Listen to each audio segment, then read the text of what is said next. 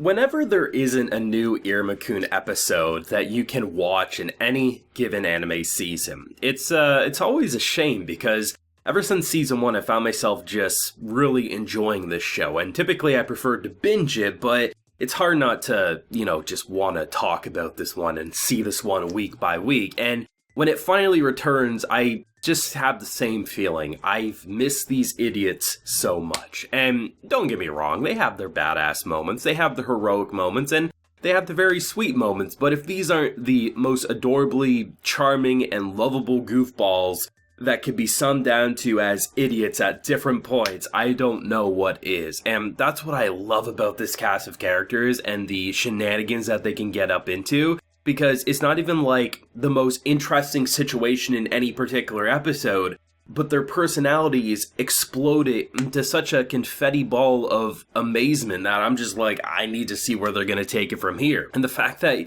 you have a pretty interesting setup, all things considered. If you remember at the end of last episode in season 2, I think it was after the credits if I'm not mistaken, they set up the whole idea that if they don't get ranked up quite a bit, that classroom ain't gonna be theirs anymore. Like, if you want to be in the big boy classroom, you have to prove that you have the chops for it. And the idea of giving each of the people in this class a specific tutor that will help them awaken their true abilities actually makes a lot of sense. I mean, there's obviously very different ways that we'll go about it. I'm not sure if I'm ready for sexy Clara, but I mean, she's very much gung-ho and ready to do it with her mentor there. And you have different ways people are going to be trained, whether physically, whether provocatively, whether intelligently. And then unfortunately for Iruma, he is in a situation where his mentor might be dumbing him down and he's losing IQ points as I speak. And yes, it's not like it's just gonna be Robin. We also get introduced to this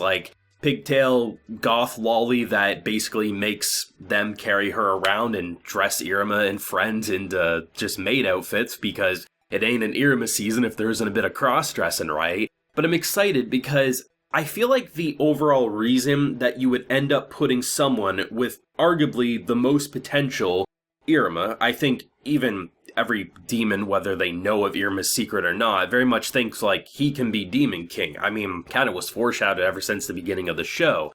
And I feel like the reason this stressful and arguably least helpful situation is because the stress will most likely propel these two to awaken their powers out of pure frustration. That's the only thing that makes sense to me, because if that's not the case, I really have no idea. Is it simply just there wasn't enough people to go around? But how would Sullivan, best grandpa, allow that? But maybe that's why they brought in a second person, because they knew my grandson ain't gonna be stuck with someone who just obviously can't help at all. Maybe this person can. I don't know, but it kind of feels like the reason it feels so frustrating for them is because it's intentionally like that.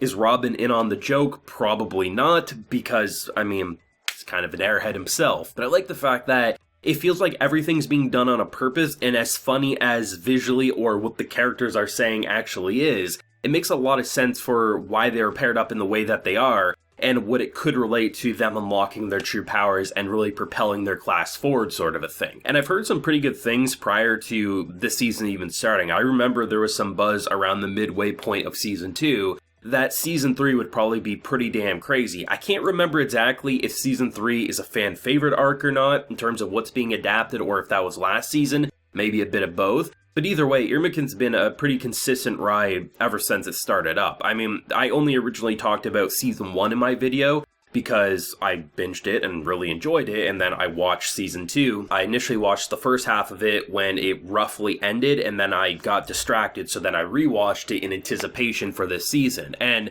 obviously, this is the first time I'm doing episodic videos for it, and I'm hoping to do it for both cores. It will just depend on how well the videos do throughout this core. I do plan to, at the very least, talk about it for 12 episodes up until, at the very least, the end of December. It just will depend, obviously, if this is a popular enough series to warrant a review slot going into the winter season, which is already looking packed as well. The thing that's going to be pretty exciting, and what I realized while watching and kind of binging season 2 in anticipation, is there's just so many adorable slice-of-life moments that are just fun to gush about, as there is in, really interesting character moments, like Iruma in just, the whole water park situation, and kind of, kind of dropping some balls there and just really propelling himself in a very human yet demonic way. I'm really excited to see what they're going to do because it really feels like this is going to be a breakthrough moment for Iruma. As much as it feels like a joke situation right now, I have a feeling Iruma's about to excel past anything anyone ever predicted of him, and they already basically rank him on a pedestal sort of a thing. I've always thought Iruma's had one of the best art styles that modern anime has seen in some time.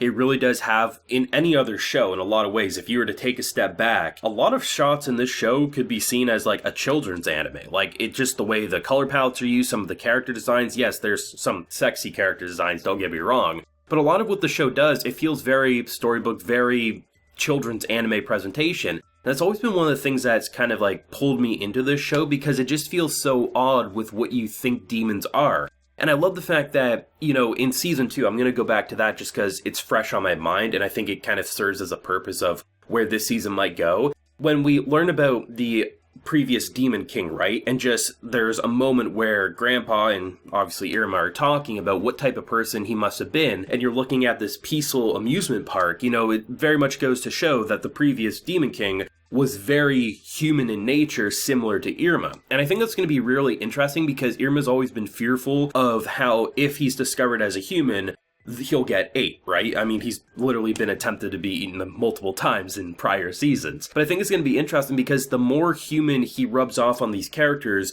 the more he shapes the school landscape into being less ferocious. And I think it's going to be really interesting to see the moment when he officially gets to being Demon King, because it feels like that's the natural progression. But at the same time, like season 2 established, you need to have the support of like 12 different people in order to become that. And it'll be interesting to see if Iruma can do that. I mean, we had Bad Boy Iruma in season 2. I hope we get to see maybe that again sometime in season 3. But it seems like they're on a pretty good start. It kind of felt like a refresher, a recap, while still propelling it so forward that it felt like a 20-minute episode was really 5 minutes for me. And it honestly, a lot of it was kind of a refresh, which I just recently watched in season 2. But it's going to be a good season. Like the opening, like the ending. Love the little after the credits gags as well, and I think it's going to be a blast to follow this one, and hopefully this arc will just explode episode by episode. But either way, I'm excited to talk about this one. Hopefully people will enjoy the videos. I'm excited to see the mentoring. I think it'll be very fun over probably the next handful of episodes to see each pairing